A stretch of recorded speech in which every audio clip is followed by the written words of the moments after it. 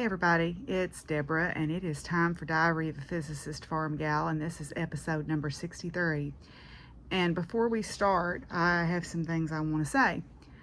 I have a yard sign that I have been wanting to get, and it pretty much sums up my particular beliefs. Most of y'all who have been with me for a while know those, but in light of the state of the world, I'm going to read you this sign, and it's a variation of one that you may have seen before. In this house, we believe Black Lives Matter. No human is illegal. Love is love. Women's rights are human rights. Science is real. Water is life. And usually it says kindness is everything, like my shirt says. And I truly believe that kindness is everything, unless you use that phrase as a way to silence people who are speaking out because they are tired of being oppressed. We live in 2020, and granted it's been a strange year, but it is disgusting to me that we are still having to see people fight for their rights to be treated as human beings. That I have friends that have to worry about their sons going out to the corner store and coming back alive. That I have friends who are told that because of who they love, they are, their eternal souls are, damned. That I have friends that because of their mental ability or their physical ability are not good enough, or should be, shouldn't even be allowed to live. We're better than this. So what's going on in the world right now is the symptom of generations of oppression, and I can't stomach that. I can't stomach watching my friends have to endure and those things, or anyone's friends or anyone's sons or daughters. So the sign that I found has a different quote at the end. And I hesitated to use this quote because it is a quote from Dr. Martin Luther King, and I can't stand it when people memify his words and try to whitewash and sanitize his words for the comfort of people who are oppressing others. But I saw this quote being used by a couple of people that I really respect on the internet, and I found it on this sign, and this is the sign for me. So the sign, we'll start over. The sign says, "We believe in this house Black Lives Matter. No human is illegal. Love is love. Women's rights are human rights. Science is real. Water is life. And injustice anywhere is a threat to justice everywhere." And that is what I stand for. And I do my best. I don't always do great, but I do my best. So if you're down with that, welcome to the podcast.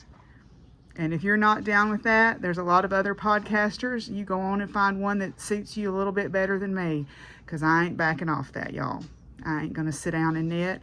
I ain't going to shut up and quilt. I ain't going to shut up and farm or can or anything, so long as people are being treated subhuman. So with that, let's get started with the podcast. Hey y'all, it's that time again. It's time for Diary of a Physicist Farmgal, and this is episode number 63. My name is Deborah, and I'm coming to you from my farm here in the foothills of the Arkansas Ozarks, where I like to do all the crafts. I knit, I crochet, I sew, I quilt, I make baskets, I make jewelry, I do needlework of all different kinds. I make soap. I do all kinds of stuff. I'll try any craft once and twice if I like it. And I'm in the kitchen again because I'm canning green beans and I'm minding this pressure can. So we're going to have another menagerie show for you today. Okay, nobody needs to see that. All right. I am also a professor of physics and astronomy at a local university where I teach classes to physics majors, to pre-med, pre-PT, pre-nursing, to general education, and I also am active in groups about diversity and inclusion in academia and also women in STEM, and I am a docent at our planetarium whenever we go back after all this stuff that's going on with COVID-19. And last but not least, I am a farmer. I'm a third generation plus family farmer living here on my farm in the foothills of the Arkansas Ozarks. I raise grass-fed beef cattle. I raise horses. I have heritage poultry. I have a rescue herd of miniature horses, miniature donkeys, and a miniature mule named Pumpkin who thinks she rules the roost, and Princess Penny, the potbelly pig, the protector of the poultry. And I forgot to put in there, I still have my rabbits too. They're still around. And I'm also an avid gardener, and I like to do homesteading stuff too. And as you can tell from the multiple interruptions from multiple furry children here, I am fur kid mom too. 14, yes, 14 dogs, 8 indoor cats, and an undetermined number of outside barn cats. So if any of all of that sounds interesting to you, I hope you'll come on along and join me for Diary of a Physicist Farmgal, episode number 63. And I am sweating. Okay, yes, it's hot in here. Okay, let's go on.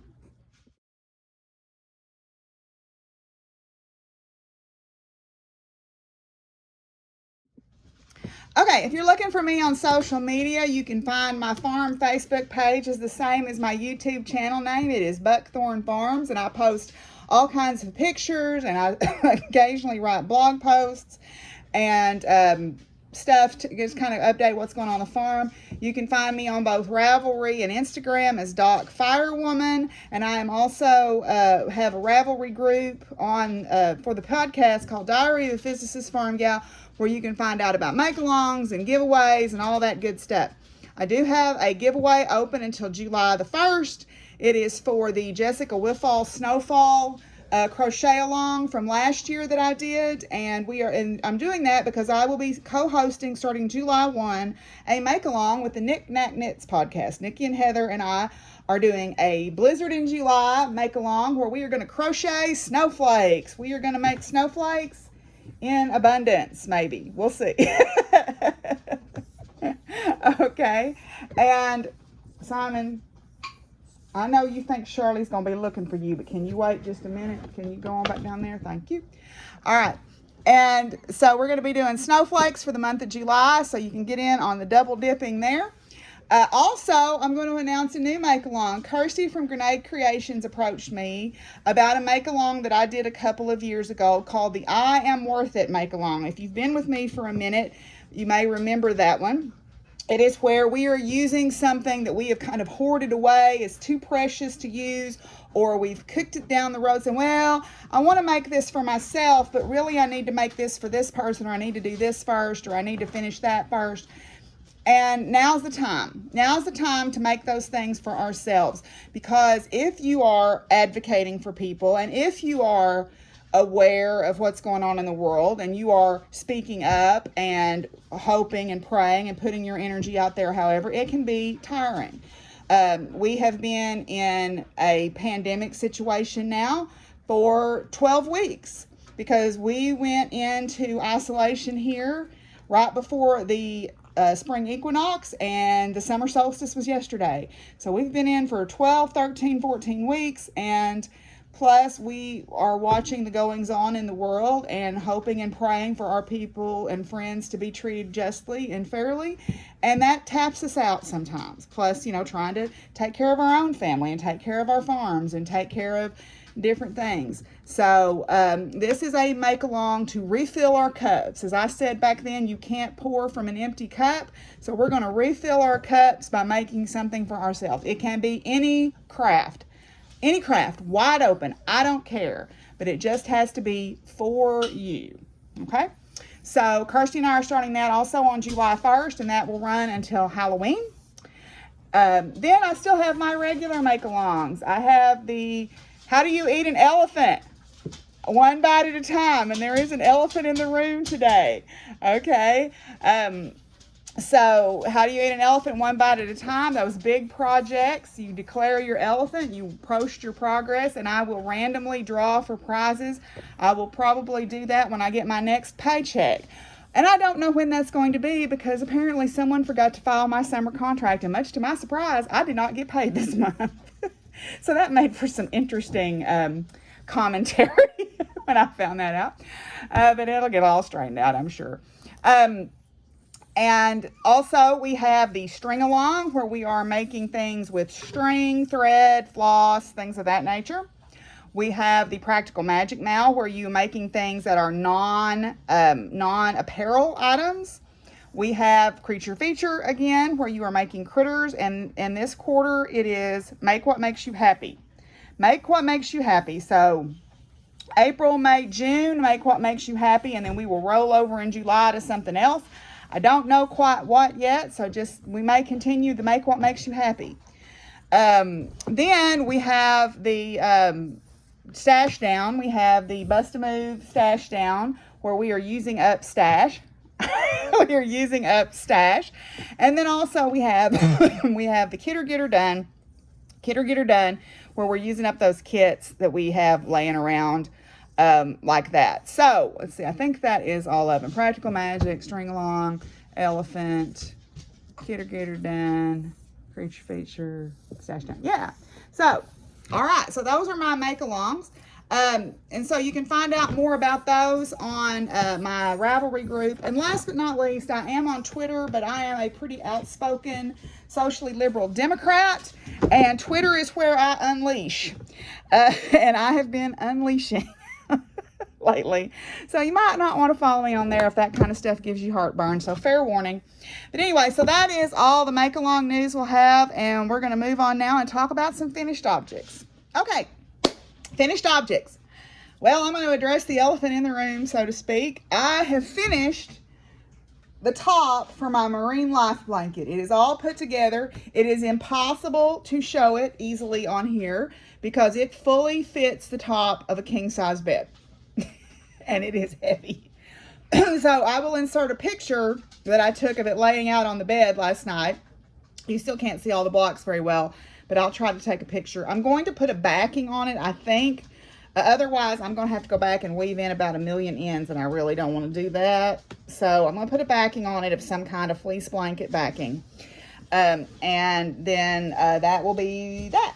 So it is done in all of its glory. I went back and looked. I started it on September the 18th. I took about a 9-month break on it. I worked on it until about the beginning of 2019, or well, I shouldn't say that. I worked on it, probably until about January, February of 2019, and then I sat it aside and didn't touch it again until the beginning of 2020.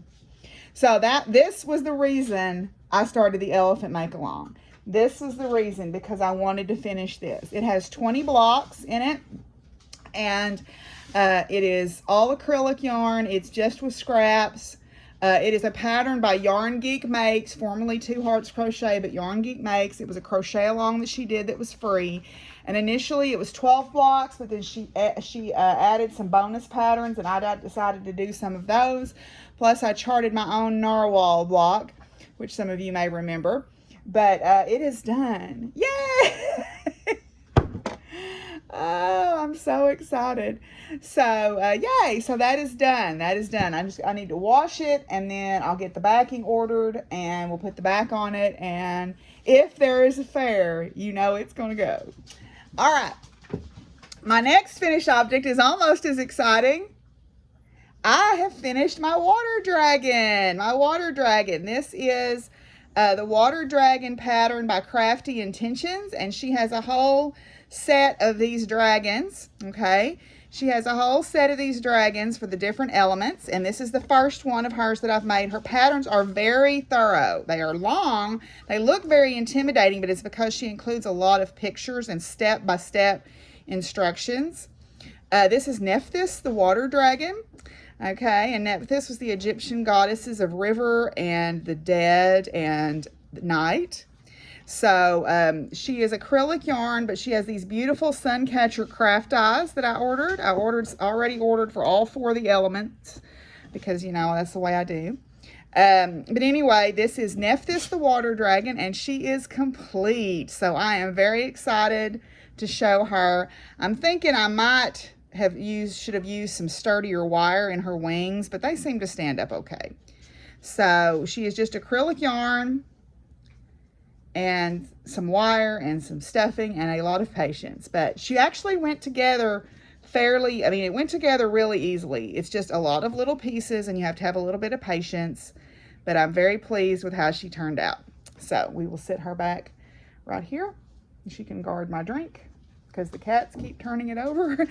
Okay, my next finished object or quasi-finished object are my 2 stitch-alongs. So the first one is the Chinese Zodiac Stitch-Along by Frosted Pumpkin Stitchery. It is an 8-month stitch-along, and we have just completed month number 2. So this is month number 1 was the 3 animals and the center motif, and then month number 2 was all the little bits and then the corner motif. We just got the next month, month 3, and it's 3 animals that go down here.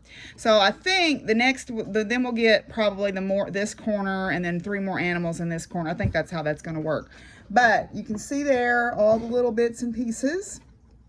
Okay, you got that gold treasure braid, you've got some sparkly floss, and so on. And then the little needle minder also came from Frosted Pumpkin Stitchery. I just ordered the kit for this, so I thought it was super cute. Okay, so there's that. That is in one of my April 9 Designs project bags for cross-stitching. And she has a nice variety of project bags on her website. And she was kind enough to send me some masks to donate to my students for when we go back to campus. So, Charlotte, thank you very much for that. That was extremely kind of you to send those. My next finished object is also Frosted Pumpkin Stitchery. This is their Animal Almanac Sal. And I finished Harold the Hippo. Okay, Harold the Hippo there cooking out. So I've got that done. So this month it's a panda. I think the panda's name is S'mores, and we'll go there. I haven't started it yet because I've been working on other stuff, but I will start it sooner rather than later. So there's Harold the Hippo. Also in one of Charlotte's bags. Now, I wasn't going to show these as crafting finished objects, but my virtual Zoom group, which I failed to mention that, I do have a virtual crafting group that we're online most evenings. Someone is. Officially, I'll put up notices for when we're officially online, but usually most evenings somebody is around. And they convinced me that this is also crafting. So I will show, oh, hello, Baxter. I will show these things in this section instead of waiting until the farm section if Baxter will move. Baxter, thank you. Okay, so I've made some more soap. This is a bar of Gardener's hand soap. This is cloves, goat milk soap base, and orange. It's got sweet orange oil in it, and then it has dehydrated orange zest as an exfoliant. So this smells delightful. And then this is a bar of lavender oatmeal soap that has rose geranium oil in it. That's a soothing soap. So it has the goat milk soap base. It has lavender oil, rose geranium oil, lavender flowers as an exfoliant, and then pulverized oatmeal. And there is a skin soothing lotion, because when you're outside and you're in the sun a lot, you could probably use that. So I made those 2 sets of soap.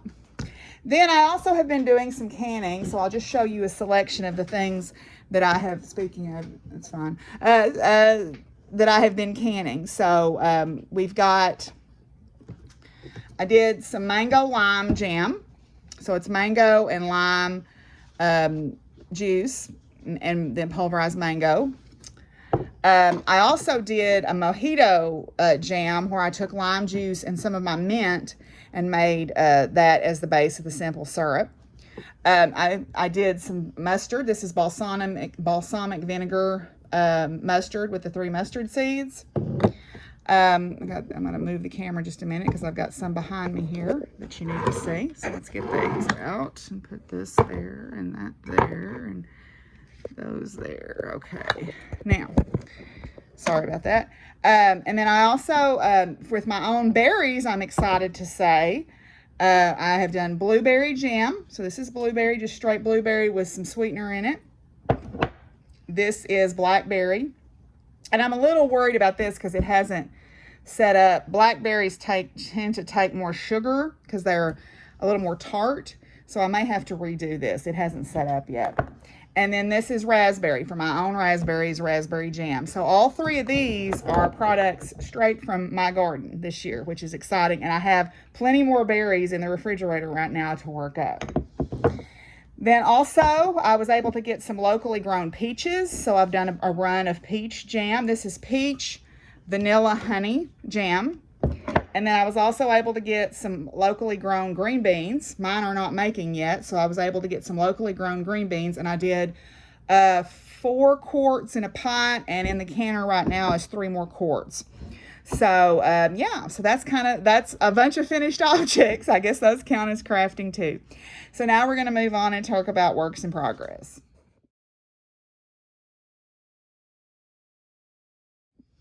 Okay, so for my works in progress today, let me fix this a little bit where you can see me a little bit better. Haven't quite got the gist of it in here yet. So for my works in progress, I have a couple of yarny ones. I've put a little bit more time in on my sock. This is the Vagary socks by the Knitting Expat. Okay, and I've put a few more rows on those. I'm a little bit past the heel turn now. So these are now gonna be a focus that I have finished this crochet project. I'm gonna try to get these knocked out. This yarn is a yarn called WB40 or W40B. And this is a colorway by String Theory Colorworks. So this would go in, Vanessa's having that stripy mal, so this would go into that. So I'm gonna pick these back up now that I have finished the crochet project. And the next thing will be my focus of my yarniness for the next week or so. The other thing, and that's also in an April 9 Designs bag.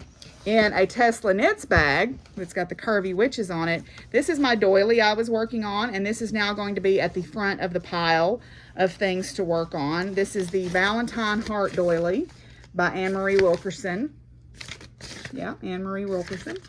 And I haven't made any progress on this other than just to say I'm going to put it back on top of the pile and try to get it finished in the next week. So those are going to come to the forefront as my works in progress.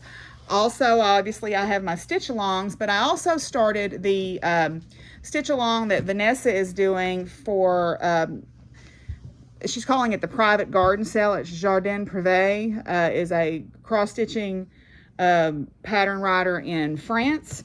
And they have a free pattern, but they also have some pay-for patterns. Baxter, come on, bud. Let's go. Okay. And of course, I wanted to do the Farm Quaker, and if I can, I'll put a picture of it in here.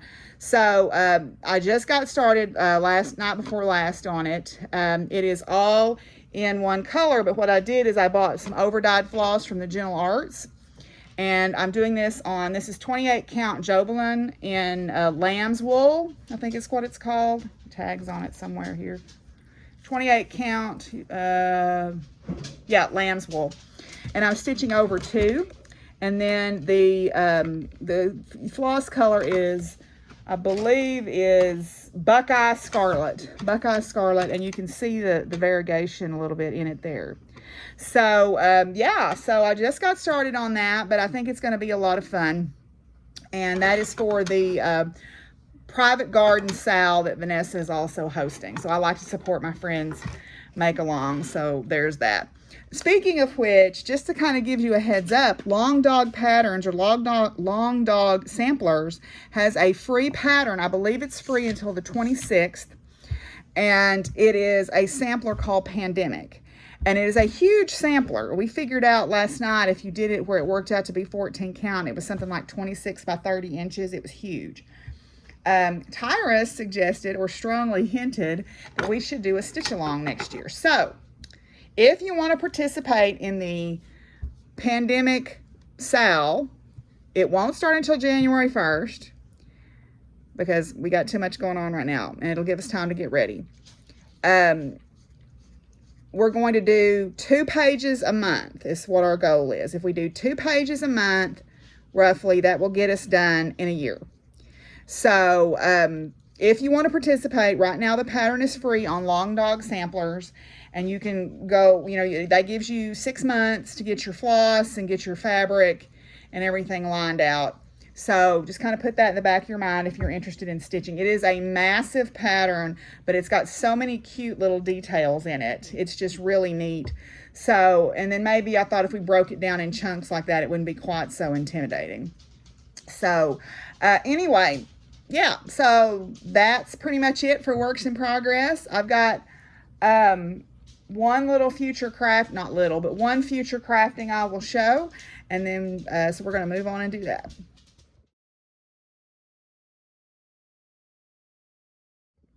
Okay, so my future crafting is, I want to do, I'm usually pretty good about, when I finish my changes shawl, since that's a big knitted shawl, I usually like to do a crocheted shawl next. It's kind of a palette cleanser.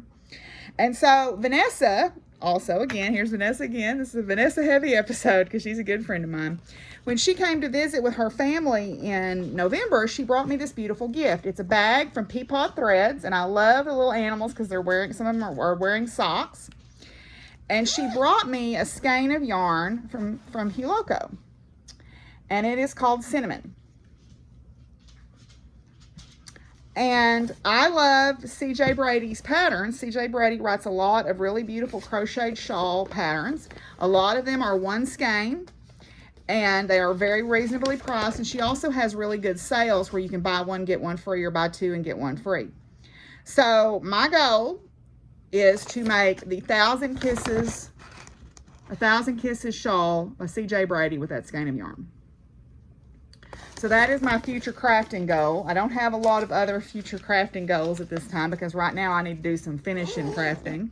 But that is on my short list for when I finish the changes shawl. So now we're going to move on and talk about acquisitions.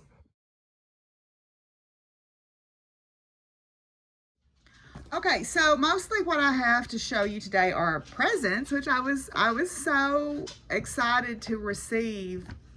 I got the box of my friend Margie's mother's cross stitch things, and I went through all of it. It was I wasn't expecting this huge box to arrive, but I definitely was honored to be gifted her mother's cross stitch supplies. And there's a little kit that I'll show next time on future crafting that's almost finished, but I'm going to finish it in her honor. The woman had the neatest back on her cross stitch, so I'm going to try to do it justice. But one thing that I did buy is Carol from Chicken Coop Dye Works was having a fundraiser, a mystery bag fundraiser, and the funds went to support the bailout fund to pay the bail for protesters who were arrested. The Black Lives Matter protesters who were arrested, and I believe it was for the Houston area. But she had a mystery grab bag sale, and then all the profits from that went to that fund. And she raised a couple $300 to donate to Bailout Texas. So I purchased a bag, and these are the two skeins that she sent me. These were her DK. This was her DK mystery bag, and this one is called Drogon. And this is on her hen base. And then this one, which I thought was very appropriate, is called Wakanda. So, Carol, I'm grateful that you gave me the opportunity to do this. Thank you for donating and using your skills and your talents. I know that that is a big thing for makers to do, to donate, because especially this year with the pandemic, they haven't been able to go to their festivals and make their income at the festivals. So it is doubly generous that they are willing to sacrifice income in order to support causes that are important. And so thank you, Carol, for doing that. So there are those. Then Carrie Lee, who is a friend of mine that I have made through, I don't remember exactly how we met. I think we met through one of the pantsuit groups back in 2016. I don't really remember, but we got to be friends on Instagram and on Facebook, and it turns out we're kind of sisters under the skin. And she has been doing a lot of sewing, making masks. She had a initiative where essential workers, police officers, firemen, EMTs, people like healthcare workers could get masks for shipping only. And then if you purchased a mask at full price, that helped fund the free masks or the reduced cost masks for these essential workers. So I was able to purchase some masks from her, And she's just a very kind and sweet person. She also has Long Night Moon Dye Works, which you've seen some of her yarn on here before. But out of the blue, she just said, "What is your address?" And I'm like, and I told her, and she said, "I'm going to send you something, so I'll send you the tracking information." I got this package in the mail, and I cried. I was so blown away. She bought me this quilt kit, y'all. She said, "I think we both need something beautiful to work on, so I bought you a kit." And it comes with all the materials to do the backing and everything on it. And I think the actual version that this fabric kit makes is inside, the picture is inside here. So let me see if I can pull that out real quick. Yeah, it's this one. Is that not gorgeous? Oh my goodness. But anyway, so I was totally blown away by that. I was not expecting that beautiful, generous gift. It is paper piecing, which is something that I have done a little bit in the past, but not done very much. Oops, not done very much. And so thank you, Carrie Lee, and thank you for making all those masks for people. I know it made a big difference in your community. Then Kirsty from Grenade Creations posted this adorable little whale kit, and I'm like, "That's so cute."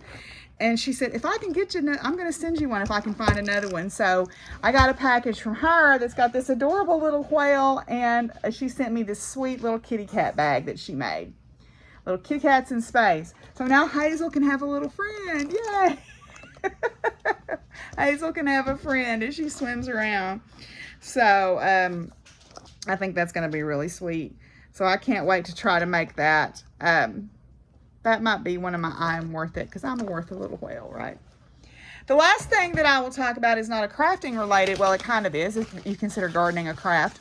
Baker Creek Heirloom Seeds had an initiative. It was one day, maybe a week or so ago, where if you purchased all day long, they were donating to different community builders.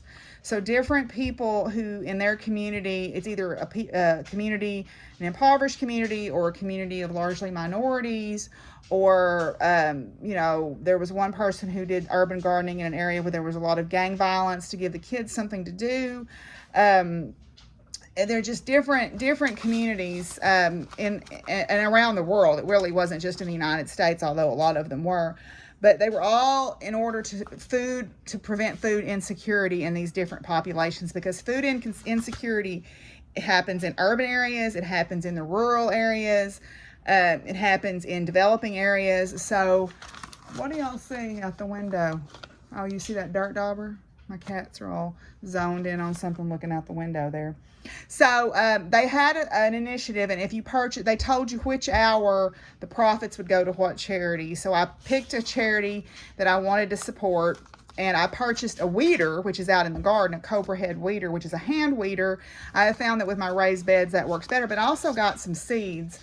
One packet I've already put out, but I got some daikon radish seeds, and two kinds of squash, Lakota and Iran squashes.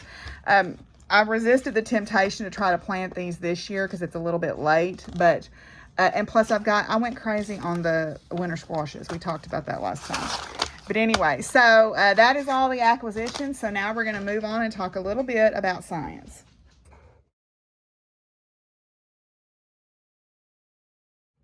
Well, Willie says he's going to sleep and he doesn't want to be involved in the science segment this week, so that's fine.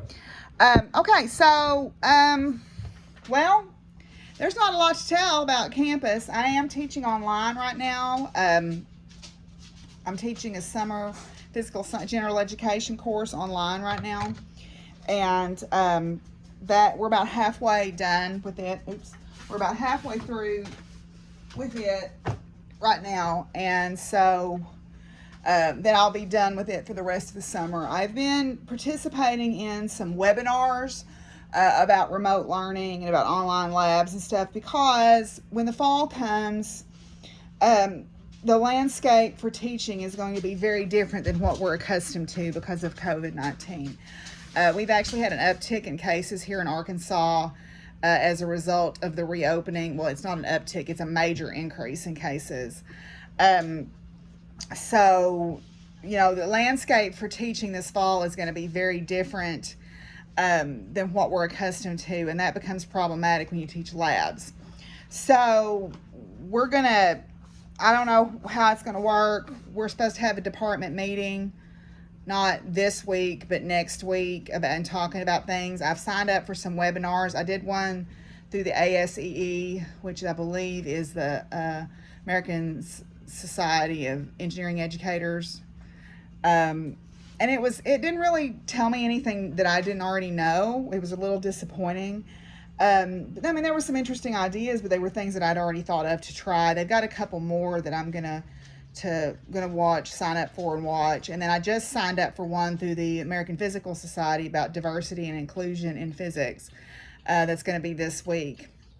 I am still doing my book group where we're reading Untamed by Glennon Doyle, which is giving me connectivity to campus. It feels very strange to think that I haven't been in my office in 3 months. And it'll be more like 5 months when I actually go back. So that's kind of an odd feeling. I feel very disconnected from my job right now in a lot of ways. But, hopefully the department meeting on Tuesday will give me a little bit more insight about what to expect for the fall. But, we'll do what we got to do for our students. We'll find a way to make it work. I did want to talk about something interesting that a friend of mine brought up to me. I have a very good friend, in fact, the one that I helped make the garb for. He has cancer. He found out, earlier this year that he had an undiagnosed tumor at the base of his tongue. And it was misdiagnosed as congestion, and they did some stuff to biopsy it, and it's cancer, and it does involve the lymph nodes. But he has very good prognosis, but he is having both radiation therapy and chemotherapy for it. And he's been asking me a lot of questions about the radiation therapy. And then he found an article about Bose-Einstein condensates, and he was asking me about those. So I thought I would talk just a little bit about those, right? So we learned in school that there were 3 states of matter: solid, liquid, and gas, right? You got solids, and then they melt and become liquids, and liquids vaporize and become gases. Well, then we learned later on, in a little more sophisticated world, that we actually have a 4th state called plasmas, which are gases that don't really act like gases. And like stars are plasmas. So we learned about those. Now there is a 5th state of matter called the Bose-Einstein condensate. And they are... there's something that you would never interact with normally, but they have some potential because they create a condition called superfluidity. So at the atomic level, there's different types of particles. There's bosons, like the Higgs boson, which are particles that have this value of spin, which is a whole number. We say it has integer spin, so its spin is +1, +2, +3, plus whatever. +1 is usually what it is, or maybe +2. Then there are fermions, which are things that have half integer spin. So 1/2, 3/2, -1/2, so on. Now, by spin, it's not really spinning, but it's a way to visualize what's happening at the quantum level. There are rules for fermions about how close together they can be. There's something called the Pauli exclusion principle in atomic physics or in chemistry. And there are rules about things sharing energy states. And it's a big no-no under normal conditions. Now, you can force things to get too close for comfort, but that requires extreme conditions. Like a white dwarf is an example of that. And the pressures and gravity on a white dwarf is not really something we would ever interact with here on the Earth. So, but there are rules about how close together they can be. And when you look at mass or matter at the atomic level, we're full of space. I mean, we're full of empty space when you look at us on the atomic level. Whereas on the macroscopic level, obviously, we're not. But bosons, which are things that have integer spin, don't have to follow that rule. Now, things like protons are an example of a boson. So something with an even atomic number, so is an example of a boson setup, because those things have integer spin. So one of the examples that they often use is helium-4.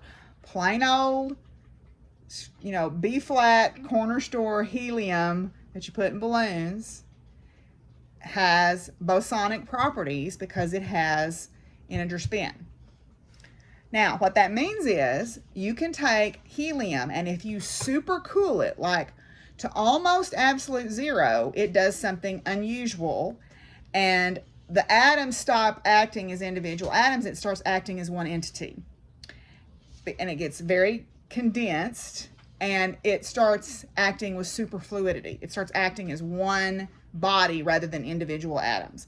And this is part of the properties of Bose-Einstein condensates. So you find they did an experiment on the International Space Station, and it's easier to do these experiments there because they have microgravity conditions on the International Space Station, and not for the reason that a lot of people think. We'll talk about that another day. The International Space Station still has gravity pulling on it. It's basically just in free fall around the Earth, and that's why it's microgravity, and we'll talk about that a different day because that's a whole other kettle of fish. But they have a microgravity condition where you can create Bose-Einstein condensates that last longer and take less energy to contain because you have to use a magnetic field containment system. Bose-Einstein condensates were named after Satyendranath Bose and Albert Einstein, who postulated their existence about a century ago. And it happens when bosonic matter, or atoms of certain elements, are cooled to near absolute zero, which is minus 273 Celsius. Okay, it's minus 400 and something Fahrenheit. I don't think in Fahrenheit when I talk about science, so you can figure it out. They start acting with quantum properties rather than individual atoms. So they sort of bridge the gap between the macroscopic and the microscopic world, which is an unusual property.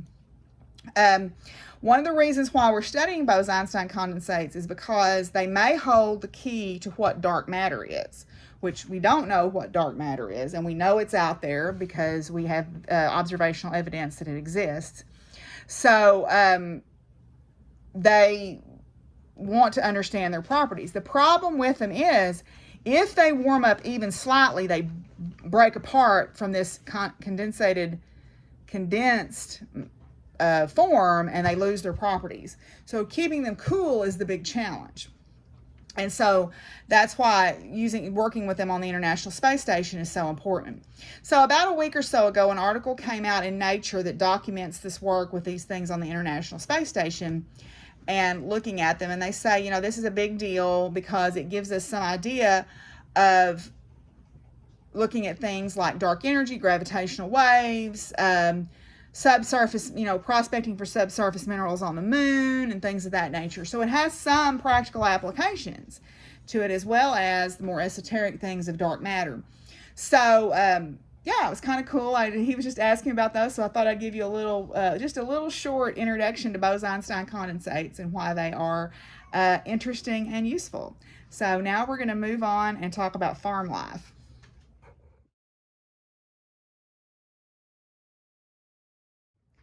All right, so let's talk about the 14 dogs. That's the other elephant in the room, right? Y'all were waiting for this part to find out what was going on there. Well, about 2 weeks ago, now almost 3 weeks ago, one of my former students contacted me through Facebook, through her roommate. I just happened to see the message request. And she's like, "Oh, Dr. Burris, we have been hiking up at Falling Water, which is not too far from me, actually, and we found this starving to death dog. Can you please help us? We've called everywhere. Nobody will take her. Memorial Day, sad story type stuff." And I was like, oh, Lord, okay. So I decided that I would try to help her. So I contacted a friend of mine who does rescue to see if they could take her. And I said, I can hold on to her for a day or two, so forth and so on. Well, they brought her to me. She is fairly old. She's very gray. She has lost an eye. It had been taken care of by a vet because it was stitched up sometime in the past. It's been a while because she's not weird about that side, so it's been a long time. She's got scars on her. I think she was probably a hog dog. People use a breed called a plot hound to hunt feral hogs around here. And I think that that's what she is, and that's what she was used for. And I think she was getting old, and they either took her out on a hunt and she never went back to them, or they couldn't, put her down, so they just let her go, hoping that she would find something. I had her looked for a microchip. There's no microchip. I put the word out on some found sites. No response. So after a couple of days, I told my friend Robin, I said, look, she's getting along fine with my dog. She is very quiet. She is just integrated right into the group. I said, I'll just keep her because she's older. It's one of those things that they had taken to a shelter. They would have euthanized her immediately because they just don't have the room, and she's old, and she was one-eyed.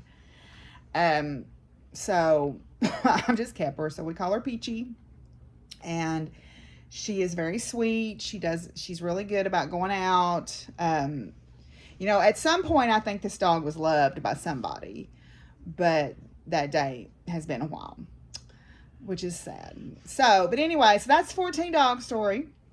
I guess some other things that have been going on. We finished our Triple Crown event. Flame did so great in dressage. We got a nice canter, which was a big accomplishment for us, and we actually scored really well, and I ultimately ended up being the person who won the entire event, and I was so excited. I won the entire event. So I got the big trophy is kind of like a perpetual trophy, so I just let it stay at the barn. But I won, and I was so excited because I feel like it means we're back on the right track. Although right now Flame has got a big knot in her shoulder and is sore. So the vet is coming tomorrow to adjust her, give her a chiropractic adjustment, and I hope that helps. Then we've been doing our riding program, with the kids, and I took Trixie over for 2 weeks, had her feet trimmed professionally for the first time, and she did great, and we worked with her every day for the days we were there, and she did just super. We got so much further than I thought we were going to get with her. We actually were able to put somebody sitting on her, just sitting, and I led her around. I didn't get a good video of me leading her when she finally relaxed into it and just kind of put her head down, but she took everything great. She's, I keep telling somebody, I keep waiting on the other shoe to drop, and maybe there isn't another shoe. Gusty never had another shoe. She just was good all the time. So Trixie got to come home from camp, and she's out in the pasture right now telling Pumpkin and Angel and Chips all about her trip to camp. So that was a lot of fun. So we've been working on those kinds of things over at the barn. Over here, I guess the big story is the hole in the fence. So my friend and I worked on the fence. We thought we had found all the holes, but apparently we didn't go far enough west. We found a hole, a pretty significant hole. There was a clear trail through there, so we thought, this is it. This is where they're going through. So about a week ago, I found all the cows up. I was so excited. I ran down in there. I shut the gate. Yay! About 3 days later, Mr. Ray calls me and goes, Deborah, they're back over here. And I did a lot of cussing and stomping and squawking outside until I got over being mad. And so the next morning, I went down in the woods. They had not bothered where we had fixed. It was clearly a hole that they were using because they had gone to the bathroom and kind of started around it. But I decided to walk further toward the road, and I found the hole that this large bull that I have has been going through. It is very clear that that's where they're going through. There's a lot of evidence that they camp out in that little area. It is about a 30-foot stretch of fence down where a large tree has fallen.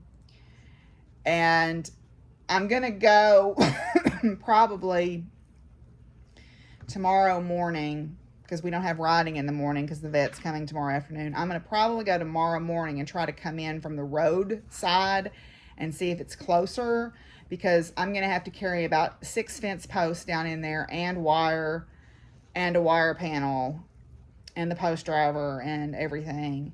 And that's a lot. So I'm going to try to go in from the roadside and see if it's closer. And I've got a work day scheduled. A lot of people said, oh, we'll help. And I'm like, okay, put your money where your mouth is. July the 8th. Jacob had already planned to come on July the 8th. So I said, July the 8th at 10 o'clock, we're meeting up. We're meeting up for this deal. So, yeah, so that is the big deal there. And I've got to get them stopped, because they don't need to be over there, first of all. So did that. Nextly, I haven't called the processor yet, but I am hearing rumors that it's going to be impossible to get beef processed this fall. Because of COVID-19, people are buying beef at the sale barn and taking them to the processor, because meat has gotten incredibly expensive in the stores, and they're buying. Now, I haven't checked this out for myself, so I need to, because I've got some that I need to take. And I've got people wanting beef because beef is so expensive in the stores right now. So we'll see. I'm going to call tomorrow and kind of see what the situation is. But yeah, so there's that going on. Got 13 babies this year so far. They're looking great, which is very exciting. I have been out walking the pastures, partly because of the fence stuff, but partly to go up and check on, like Trixie, or check on the animals. And I've really noticed the abundance of beautiful wildflowers and interesting things that are growing. One of the things that we found when we were fixing the fence, I think I mentioned the last time, was that feral grapevine. Well, I found another one on the other side of the road in my horse pasture, which was much easier to get to. So when I was checking the hole in the fence yesterday, I found a baby grapevine down in the woods. So I dug it up. And I also found some baby American trumpet vines. So I dug those up. And I found a baby Carolina buckthorn. So I dug those up. I always carry a little trowel. And so, and then I went up to the horse pasture and I took some cuttings off the grapevine that's up there. And I'm going to attempt to root them. I'm going to see if they'll root. And I read up on how to do it, and hopefully it will work. We'll see. We're going to try. But I did that yesterday. And then also I've been working at trying to stay ahead of the insects in my garden. So I've seen potato beetles, which I hand pick most everything, or I use a neem oil or insecticidal soap. I don't use any harsh chemicals. But like with squash bugs and stuff, I just hand pick those, and I hand pick the eggs off the leaves. But that means I go out, 2 or 3 times a day and check leaves and look for bugs. And same thing with the flea beetles on my eggplants. I've got grasshoppers out there right now, but I think if I have this rain come like it should, that should help the grasshopper situation a little bit there. I've also learned about some good bugs, some margined beetles, which I didn't know if they were good or bad, and I read up about them. They actually are really good at attacking the potato beetles, so I leave those. Garden is going really good so far. I've never had such a great berry harvest. I've had tons of berries. My squashes are looking good. I planted my 3rd round of carrots and radishes. I harvested some carrots. And then I planted another wave of beans. I planted wax beans and contender green beans to see if they'll come up. Maybe getting kind of late, but things are looking pretty good. So far, so good. I guess in other news with the animals, I had 2 hens that were sitting on eggs, and they both have hatched. One has got 3 chicks and the other one has 1. And right now my brown turkey is trying to sit on eggs again. And I finally followed her, and she is nesting in my garden in the bee balm. I've got a huge bee balm bush or planting, and she is in it with these eggs. So I'm just keeping an eye on her, making sure she's not having any trouble with like flies or anything like that. And yesterday I went out and I have 2 ducks trying to sit on eggs. The problem with the ducks is if I move the duck tractor that they're in, the portable pen, they move onto a new clutch of eggs. And so I either have to move the clutches as I move the tractor, or I have to leave the tractor in one place until they hatch those eggs. And I haven't decided what I want to do yet, because it is difficult to leave them in one place, because then they'll tear up the yard there and they need fresh grass. But so lots of farming going on, just been working outside every day and riding horses and trying to learn about the plants on my place and canning and just everyday farming every day, which is great. I love it. That's one thing that I have been grateful for. even though I have been at home, I have not been bored. Definitely, I have no reason to be bored. And I'm trying to learn as much as I can about preserving and different things to do with vegetables and fruits and all that. I think I mentioned last time about the system that I'm looking at for preserving my winter squashes. I've started straightening that room up so I can get those trays moved in there. Got them picked up, and I think they'll be perfect for that. But anyway, so that's what's going on the farm. I guess I'll make Willie come in here and say goodbye to y'all. So, all right.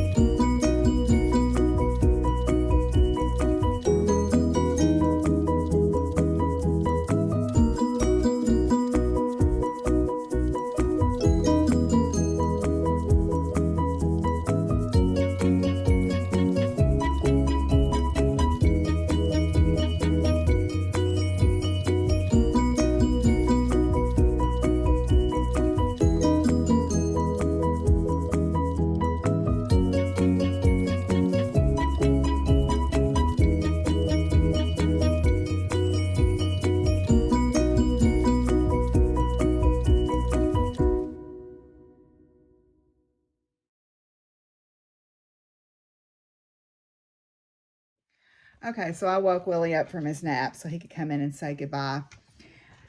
It's been we live in interesting times, and I've had a lot of very strong emotions lately, and I've been trying to decipher what my theme needed to be. Obviously, we've had the pandemic. We have the strong outpouring of the people protesting Black Lives Matter. It is Pride Month and the reminders of the Pulse shooting in Orlando. We are reminded every day of injustices around us, both injustices that society does and just seeming cosmic injustices. A good friend of mine lost her husband very unexpectedly the last couple of weeks. Little minor things like my paycheck, seem like nothing in comparison to that. I had a fairly heated conversation with someone who made a remark about women using filters and photoshopping their pictures, and I kind of went off about how women are seen as just their physical bodies and not seen for any other depth, and we're not allowed to age, and we're not allowed to be different than society's norms. And I had and he kept trying to cover his tracks, and I just kept at him. And it was It's a very emotional day for me that day. Um, today is Father's Day, and there's, a lot of us have complicated relationships or had complicated relationships with our fathers. So I was kind of at a loss for what direction I wanted to go. And I have been doing Byron Ballard's Prayers for the Dead every evening to kind of honor those who may die alone or unmemorialized, or honoring those who matter and who have passed, to us personally, and have passed. And she also started a prayers for the living, or prayers for the world. And I think right now that's kind of where my head is at. So I want to share this with you. It's called Praise Song, Prayers for the World, and it's by Byron Ballard. The gravel on the path is a mountain's heart shattered. The bacon on my plate is a pig's life taken.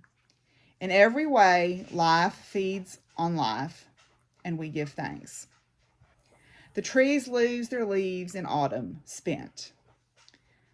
The sick child waits for her healing, withheld. Every single day, the good earth takes and gives and enfolds us, and we give thanks.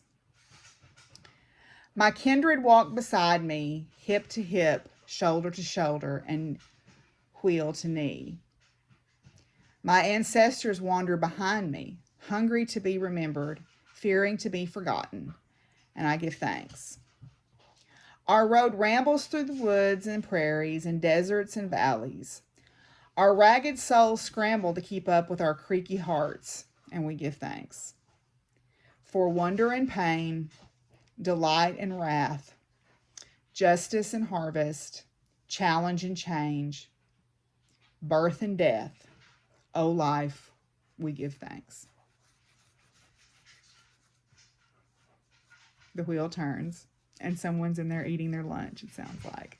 So I hope that you are all doing well. Remember, if you need company, the Zoom room is open from time to time. It's usually open a little bit every day. So if you want some company, just send me a message on Instagram or on Ravelry, and I'll tell you how to get on there.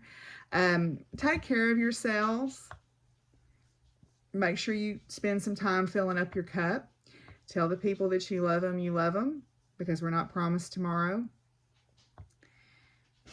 And reach out if you need some help. And remember, in this house, Black Lives Matter, no human is illegal, love is love, women's rights are human rights, science is real, water is life, and injustice anywhere is a threat to justice everywhere. So until I see y'all again, y'all be good to each other. And take care of each other. Hi, Willie. Take care of each other. Yes, take care of each other. Yes. And take a nap if you need to. Peace out, y'all. Bye.